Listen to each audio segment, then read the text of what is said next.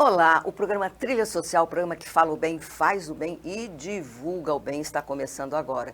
E como é bom a gente falar de coisas boas, positivas, fazer parte da solução. E se você quer fazer parte da solução, faça parte também, sendo voluntário em alguma obra social, em pessoas que realmente precisam do seu talento, da sua ajuda, da sua mão, do seu ouvido, do seu ombro. Às vezes é só disso que as pessoas precisam. Eu falei isso porque muitas vezes você pode ir a um asilo onde existem aqueles idosos que às vezes as famílias, infelizmente, abandonaram ali, mas você pode ir lá emprestar o seu ouvido, o seu abraço, a sua mão amiga, a levar um pouco de alegria, cantar, contar histórias e também para as crianças, nos orfanatos. Tem tanta coisa para a gente fazer no mundo, tem tanta gente precisando de você. Faça a sua parte, porque você pertence a essa sociedade. Quanto menos você fizer, você não vai se sentir tão pertencente, porque é como se você, não fazendo parte, você então vai militar no ego, no egoísmo, achando que só a sua visão, sua forma de ser é a perfeita. Não existe. Nós temos que unir as nossas diferenças. E falando em unir diferenças, falando também uma questão muito forte que nós temos, veja, nós vivemos num ambiente coletivo. Precisamos de quê? O arquiteto para elaborar o projeto da casa em que nós vamos viver. Todos os projetos sociais também de casas, que são casas para pessoas que, para ter uma condição de pagar um pouco melhor, um arquiteto ele tem que bolar uma forma de que aquelas casas sejam funcionais, que sejam acolhedoras. O arquiteto ele tem que ter uma visão não apenas da arquitetura, mas também de como aquela arquitetura, qual o impacto que ela tem naquele bairro, naquela rua, naquele estado, a forma com que você vai fazer e o que vai impactar no futuro, porque o arquiteto ele também tem que ter visão do futuro. O arquiteto ele tem que ter assim, uma imaginação o tempo todo sendo fomentada, mexida, para que ele possa transformar a nossa vida. Inclusive, quando você pensa, né, na questão urbana, a iluminação, os prédios, tudo que é feito tem que ser pensado. Se você construir daquela forma, qual o impacto que vai ter no futuro? O que vai acontecer? E qual a beleza que aquilo traz? É um chão que você tem para caminhar o resto da sua vida. Então, tanto é que nós conhecemos muitos países pelas suas arquiteturas, né? As igrejas, as coisas, aquelas igrejas mais antigas, aquelas góticas. A gente vai lembrando, porque o arquiteto ele faz o que ele faz história. Todo arquiteto ele faz história. E hoje nós estamos com uma pessoa maravilhosa aqui. Mas antes disso, eu quero deixar uma frase aqui para vocês sobre arquitetura, que ser arquiteto é ver sentimento em cada obra que ele faz. Você não olha apenas a arquitetura, você tem que ver o sentimento que está por trás disso. E essa pessoa é uma pessoa especial, que ela faz isso há muito tempo.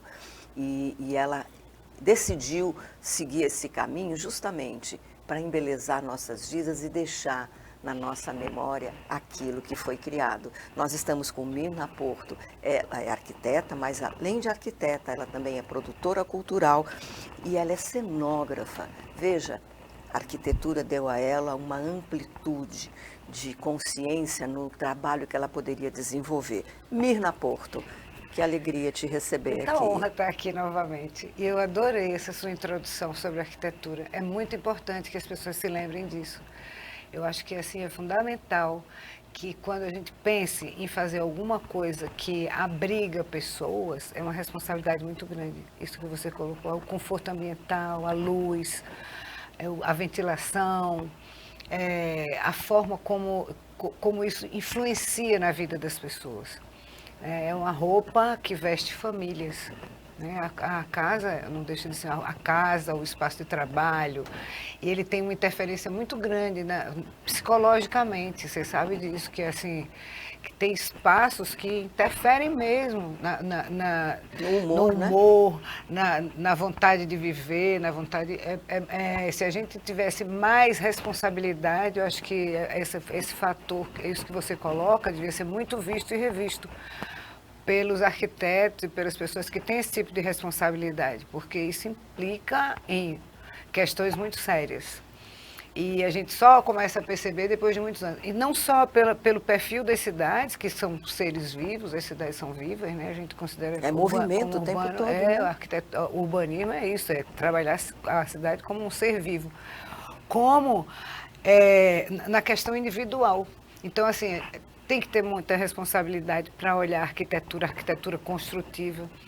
E também olhar o planeta, a gente também interfere, né? Interfere muito na questão da natureza. Então, isso, hoje em dia, isso eu acho que é a coisa mais grave de todas, é a questão ambiental mesmo, da questão da natureza, a responsabilidade. Por que eu vou fazer um prédio de 50 andares? Você questionar isso com as pessoas, porque não faço menor, porque passou, não trabalhar só pela questão financeira, pelo dinheiro, pela fama, que é muito bom ter dinheiro, é muito bom ter fama, mas o que você vai deixar, eu acho que é uma coisa muito séria. Você tem que pensar muito no futuro. E para a gente pensar no futuro, tem que pensar que é o nosso neto que vai estar ali naquela cidade, que vai se transformar de acordo com o que você vai projetando.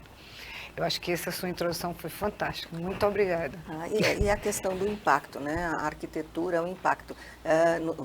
Acho que muita gente conhece, né? Uma prática, né, que é a prática do Feng Shui, que na realidade é simplesmente a observar a natureza e obedecê-la.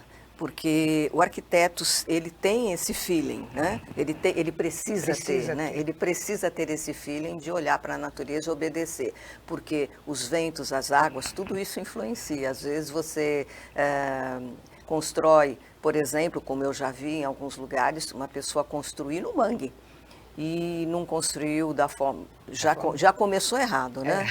E aí a casa não é funcional, a água sempre entra dentro da casa. Mas por que isso aconteceu?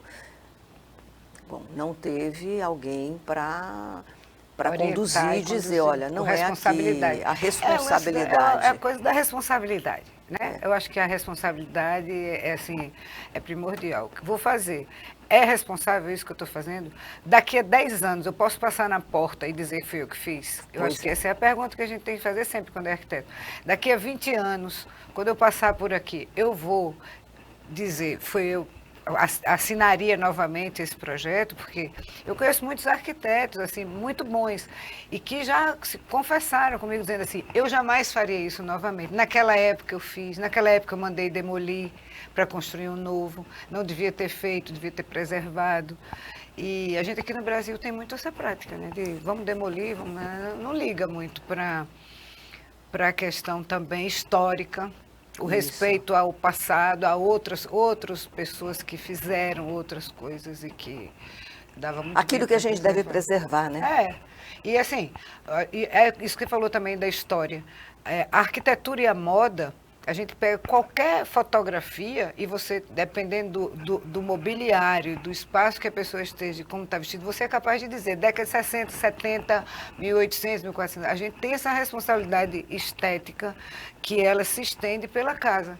Não fica só na roupa, ela vai na mobília, nos objetos, no design, né? Eu também mexi com isso, fiz uma pós-design. Quando você fala isso, me remete assim, eu vejo muita gente, né? Hoje a gente tem o vintage, né? Tem muita gente que volta, né? Sim, porque vai e vem. Quer uma arquitetura mais vintage, uma coisa mais que remonta uma memória. A pessoa quer morar naquele ambiente onde ela lembre, como ela já tem uma certa idade, provavelmente, né? Ela quer lembrar daquela mas eu época. acho que também está acontecendo uma coisa muito grave do ponto de vista da arquitetura.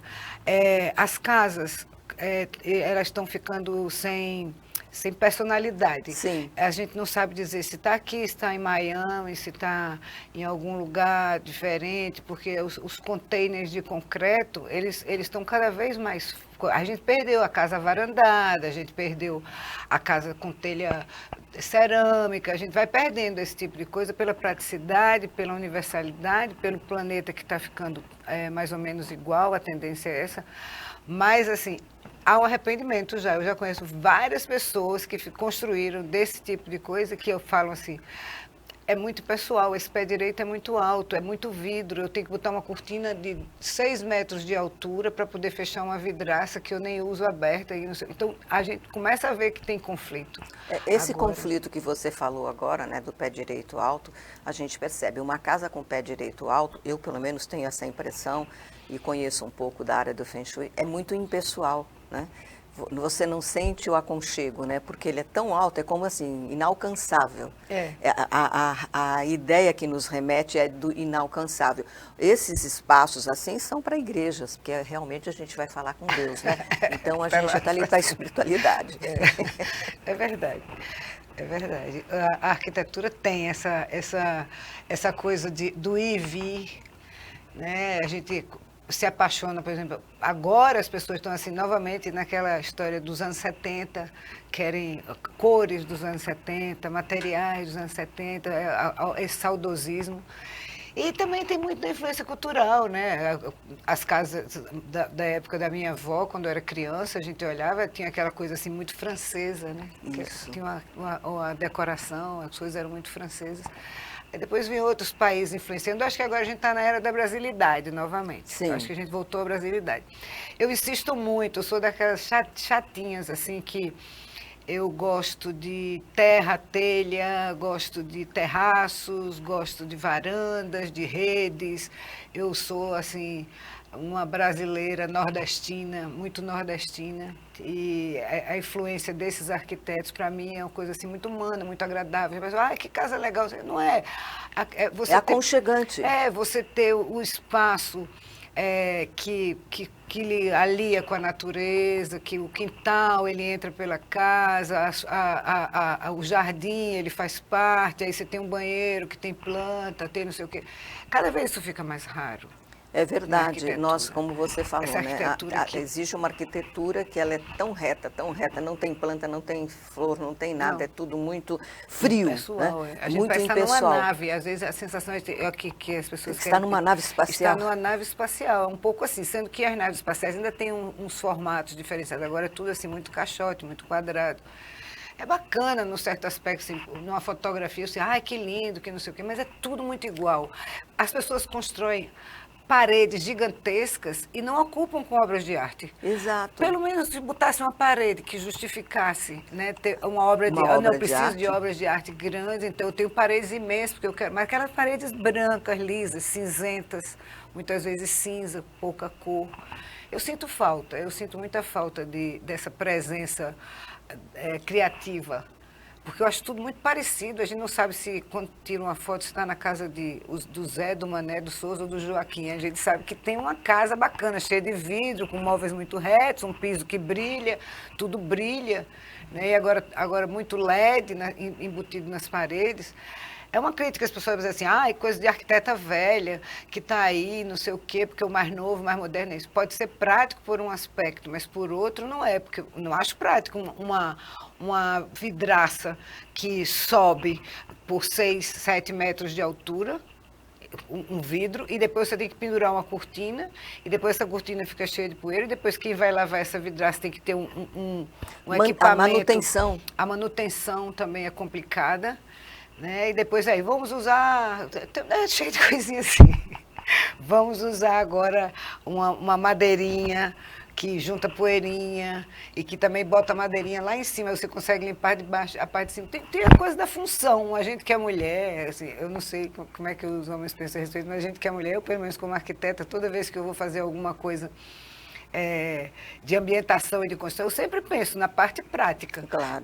Se eu ficar só... Quem que vai cuidar dessa casa? Quem que vai limpar esse pedaço dali? Não sei, não, isso aí é coisa de pobre que fica se preocupando com isso. Não, é coisa de humano. É coisa de Exato. humano. Está preocupado como vai manter aquilo bonito. Você falou de uma coisa aí muito importante, a coisa de pobre, é um preconceito, né? É. Como se o pobre, porque dentro da arquitetura, a pessoa pode morar num lugar humilde, mas ter muito mais bom gosto do E que... conforto, né? e conforto, e conforto, muitas vezes conforto. As casas do interior, essas casas do interior são muito confortáveis. As janelas E grandes, aconchegantes, as janelas gostosas. amplas, ventiladas, né? Tem muita coisa assim. É o que eu acho que vale a pena a gente fazer enquanto arquiteto, enquanto ser humano, é prestar atenção nisso. A casa do pobre, né? A casa que as pessoas falam assim, é a casa do pobre. A casa do pobre, que tem uma taipa, que tem uma telha, que tem uma madeira, é muito bonita. As pessoas falam assim, você acho linda, acho muito bonita. Acho que às vezes eles não têm grana ou dinheiro, não sei o que, suficiente para chegar nos acabamentos, mas a forma como é feita, os materiais que são usados são muito mais inteligentes. Mais inteligentes você e obedecem mais o meio ambiente. Você viu uma arquitetura indígena, você viu uma arquitetura africana, a arquitetura africana e a arquitetura indígena, elas passam por coisas assim muito geniais. Você está falando isso, eu como escritora, eu tenho um livro que eu ainda não lancei, mas vou lançar, que eu falo sobre o Feng Shui, e uma pessoa que veio, né, do Japão para o Brasil, e aí é uma interferência de cultura de um consultor de Feng Shui, que ele começa a dizer, né, aí esse aluno, com esse outro aluno, chama-se Aloma, eles estão passando por um beco, onde existem casas, cada uma pintada de uma cor, bem simplesinha, aquela janelinha de madeira. Aí ele fala, olha, aqui eles aplicaram a técnica, na técnica da beleza, na simplicidade. E aí é bastante importante a gente colocar isso também como um livro para a escola, para ver a intervenção das culturas, da forma, né?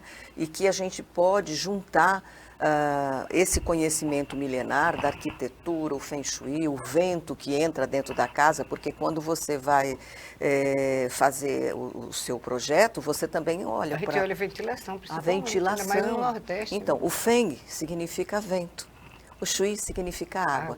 Como é que o vento e a água entram num corredor, num quarto, e por onde é que ele sai?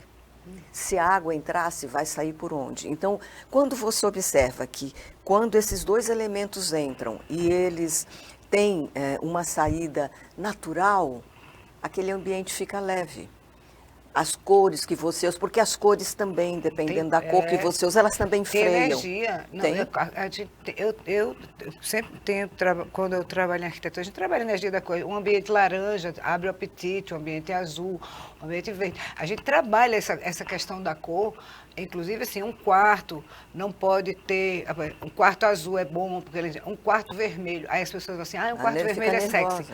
Um quarto vermelho é sexy até um determinado momento. Você tem uma parede, um objeto, mas se você fizer um quarto vermelho, não vai dar certo. Não vai dar certo. Você não vai conseguir dormir, você vai ficar nervoso, você briga. A gente viu naqueles BBB da vida que teve uma casa que pintaram de vermelho. Quando eu vi o primeiro dia o BBB, eu disse, isso não vai dar certo. Quebraram panela, brigaram, se desentenderam, porque a cor é uma energia. E falando de cor, falando sobre todas essas, porque é uma influência oriental, né? Nós temos uma influência muito grande oriental hoje na nossa civilização do Ocidente, e você é responsável como cenógrafa, você tem que pensar em tudo isso também. Você vai fazer, por exemplo, você tem um show que vai acontecer da Selma Brito, eu estou sabendo que você que fez a parte da cenografia, me fala um pouco sobre essa questão profunda do que tem que ser visto numa cenografia. A cenografia ela é uma coisa assim, muito variada, porque, por exemplo, no caso da Selma Brito, ela é uma pianista, que tem um piano de cauda e uma orquestra com 40 músicos e um maestro, que é o Almir, e ele quer trabalhar da forma mais simples e mais que a Selma apareça, que a orquestra apareça, que o trabalho musical apareça. Então entra uma coisa e sai outra, Vamos supor, vai entrar uma rede de pesca num determinado momento que tem uma música que tem a ver com isso, desce uma rede, sobe, aí a rede iluminada. São efeitos que Sutis. a gente faz muito sutis, porque a orquestra, o arranjo desse espetáculo é um arranjo muito poderoso.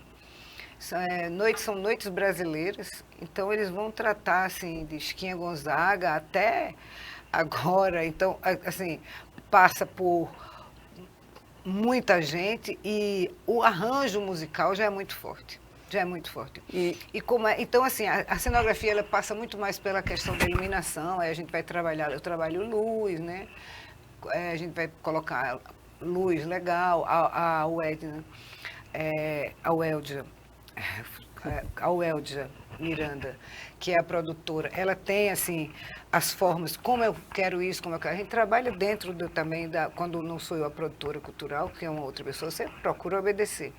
Agora, quando me dão liberdade, por exemplo, com a Bienal... Isso, a Bienal nós vamos falar já. Então, com a Bienal eu já fiquei mais livre para poder fazer algumas coisas, tentar mostrar, a cenografia ela tenta mostrar formas de como olhar e como aquilo pode servir para o crescimento, porque a Bienal... Pode começar a falar da Bienal? Isso então, falando da Bienal, já puxando, esse ano a Bienal ela acontece e o mote, né, o tema é Brasil e África. E é claro que Mirna Porto não podia estar fora, ela foi chamada para fazer toda a questão da parte arquitetônica, cenográfica, pensar. E como ela também tem uma alma artista, né? Porque não é só isso, e também você tem que pensar no funcional. Você teve que pensar em tudo isso. Me fale agora dessa Bienal. Eu tive a oportunidade de estar na apresentação do Café da Manhã da Bienal, foi maravilhoso, mas assim, a questão Brasil e África, que África é algo muito forte na nossa vida, na nossa sociedade. E a gente sabe muito pouco. Na verdade, a nossa geração, né, depois da abolição que foi feita, a gente estudou pouco sobre a África, estudou pouco sobre o que os negros fizeram. Embora a gente tenha muita influência. Não, a gente tem tudo isso, mas assim, a gente agora... Está tendo mais consciência. A partir desse século XXI, é que a gente começou a ter consciência do que foi feito de verdade, o que foi o Egito de verdade, o que foi... Enfim, esses países que a gente está tratando, que são os países de língua portuguesa, porque a Bienal é uma Bienal do livro, uma Bienal Internacional do Livro, então ela vai tratar de questões ligadas à literatura e tal, e os 5 países que a gente está trabalhando, desses 5 países, tinham coisas assim que eu, por exemplo, sabia, mas não sabia. Olha que eu sou do movimento negro há 30 anos. Porque, assim, quando a gente sabe, por exemplo, que a Revolução dos Cravos, que aconteceu em 1975, foi a revolução que esses países deixaram de ser colônia, depois de muita luta, porque não foi assim, Portugal chegou lá... Não aconteceu da noite para o dia. Da noite para o dia. Eles vieram numa batalha danada para chegar em 1975, ter aquele confronto que teve, né, num país que tinha uma ditadura, e a partir daí eles conseguem ter a independência. Então, de 75 para cá é muito pouco tempo. Aí você fala assim, a África é cheia de problema político. Sim, mas a África foi colonizada, foi explorada, não foi colonizada, foi explorada, porque colonizar é uma coisa, explorar é outra. A África foi colonizada por séculos e séculos. Ela tem agora 35, 40 anos, 50 anos agora que a África... Que ela está podendo respirar a sua própria... de língua portuguesa... Então, a sua própria personalidade. Então, assim, é um aprendizado político. Quem eu vou eleger não tinha essa prática, não sabia o que era voto, era uma coisa... Não tinha opinião para nada. Então, eu quero colocar isso na Bienal. Eu quero colocar na Praça da Alimentação, que eu acho que é importante ser, inclusive, na Praça da Alimentação, porque a alimentação é uma metáfora de muita coisa. Gastronômica. Não é gastronomia. De gastronomia, mas é a metáfora também de alimentação. Sim, mental, física, né? espiritual. Então, assim, na Praça da Alimentação, eu estou fazendo a Praça dos Cravos. A Praça dos Cravos. Os ombrelones que as pessoas vão ficar sentadas embaixo para comer, são cravos vermelhos. É a coisa mais linda. Você, mesmo subindo as escadas lá, você vê os ombrelones assim, aquele cravo lindo.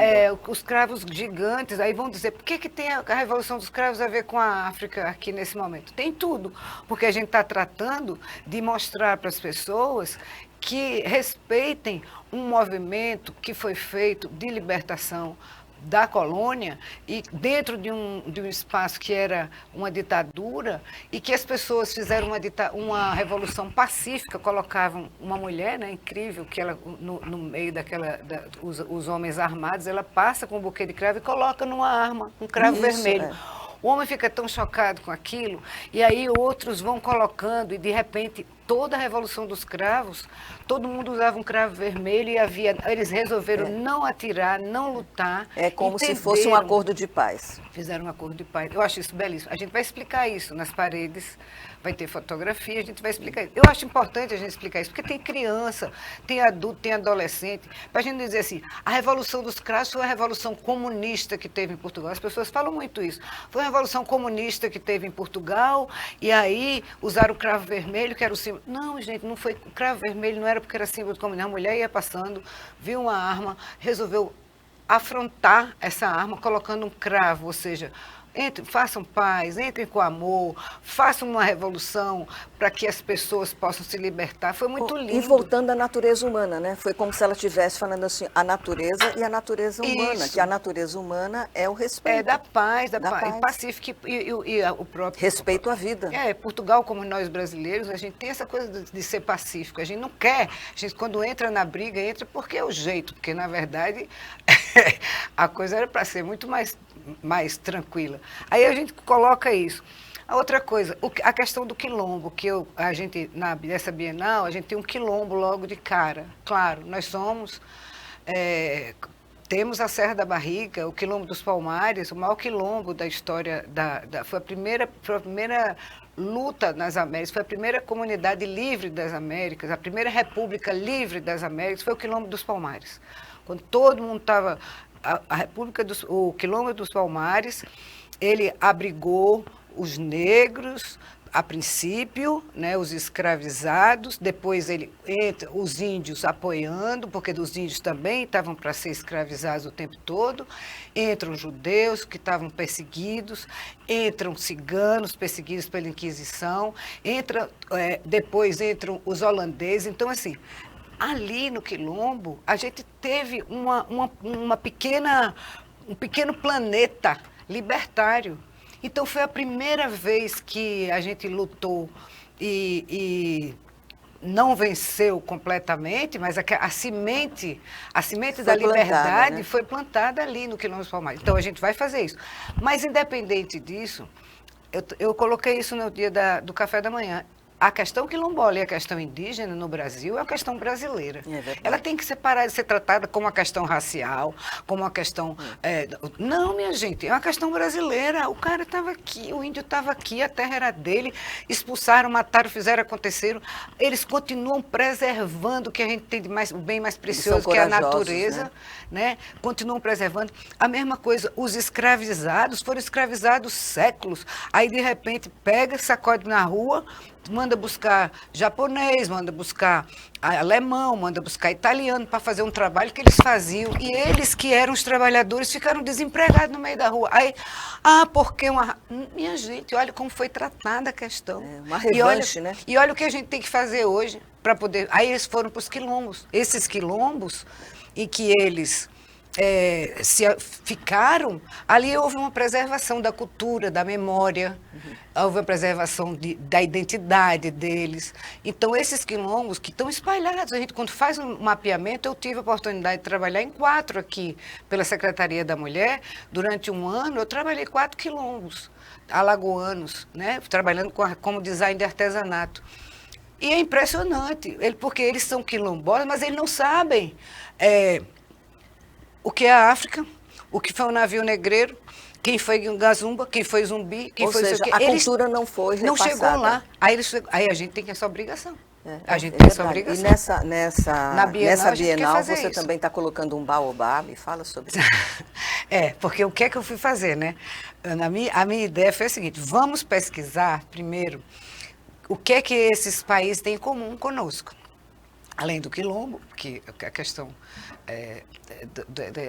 da escravidão, e além da revolução dos escravos, eu começo primeiro com as adinkras. As adinkras, que são esses símbolos... Africanos. São africanos. É uma linguagem que eles têm e que a gente também teve inconscientemente usando adinkras, porque eles eram silenciosos. Por exemplo, muitas grades que nós temos nas nossas casas, que você são os símbolos de adinkras. Aquelas volutas, aqueles peixinhos, aqueles passarinhos, aquelas coisas. Ali tudo tem uma simbologia. Então eles faziam aquilo caladinhos, mas eles estavam ali conservando a memória ancestral deles. Então eu quis ressaltar isso e nessa Bienal a gente vai explicando cada adinkra o que significa. E o baobá? Eu venho o baobá. Aí o baobá é a árvore mãe, é a árvore sagrada da África, que está aqui no Brasil, está presente no Brasil. O baobá, ele tem uma característica incrível, que além de ser a árvore mais antiga, ela é a que retém a maior quantidade de água. O baobá, ela é uma mãe natureza. Ela ajuda muitas pessoas que moram em locais bem difíceis, né, de encontrar água. Para eles como se fosse ela é uma árvore, a vida, né?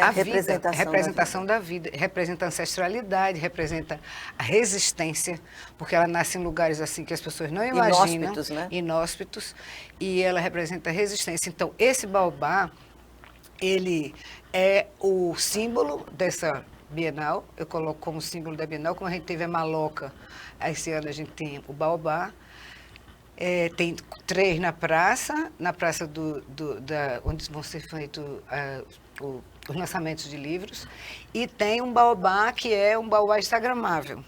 Para todo mundo tirar foto. Para todo mundo tirar foto. Que eu coloco assim, eu não quis levar em 3D, mas eu posso contar para você em primeira mão como é que é esse baobá. A ideia do baobá é a seguinte, que a gente não quis colocar a África, a África triste, a África perdedora, a gente quis tratar de uma África que vence as dificuldades, que vai em frente e vence as dificuldades.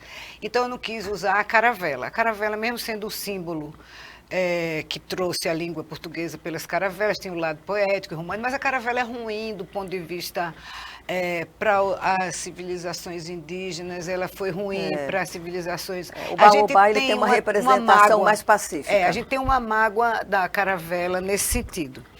Então, eu não quis que a caravela ficasse como a atriz principal. Então, o baobá é o seguinte, a gente vai entrar nesse baobá, o piso do baobá, ele é um mar revolto, vai ter um mar que mas não conta tudo, senão a gente não vai... A surpresa que nós vamos ter. Vou contar não. Só olha, quando você for lá, vá à Bienal, vai ser maravilhoso. O programa Trilha Social chegou ao seu final. Eu gostaria que você se despedisse e agradecer a sua presença. Muito obrigada. Eu quero também agradecer à universidade, né, que a Universidade Federal de Alagoas, na pessoa do nosso reitor Tonholo, professor Heraldo, que me convidaram mais uma vez, da outra vez foi a Sheila, e eu fiquei muito honrada em poder fazer essa parte da Bienal. Espero que a gente consiga executar o projeto da forma como a gente está pensando, que vai ser muito legal. E eu quero agradecer a você mais uma vez, minha linda, porque assim, é sempre uma honra estar aqui. Eu que agradeço. É um programa que eu acho de muito bom astral e de muita grandiosidade espiritual. A gente sai daqui sempre renovado. Você tem uma magia aí que quando a gente vem aqui, a gente sai melhor. É sempre melhor. Muito obrigada. É uma terapia. Muito obrigado. Muito obrigada a você. Mirna Porto, então nós esperamos vocês lá na Bienal. Nós vamos estar lá também. O Maceió Voluntário vai estar, o programa Trilha Social também vai estar lá. Viu? E assim, o programa Trilha Social, o programa que fala o bem, faz o bem e divulga o bem, termina agora, mas volta semana que vem com novidades para você e eu estou esperando você. Até lá!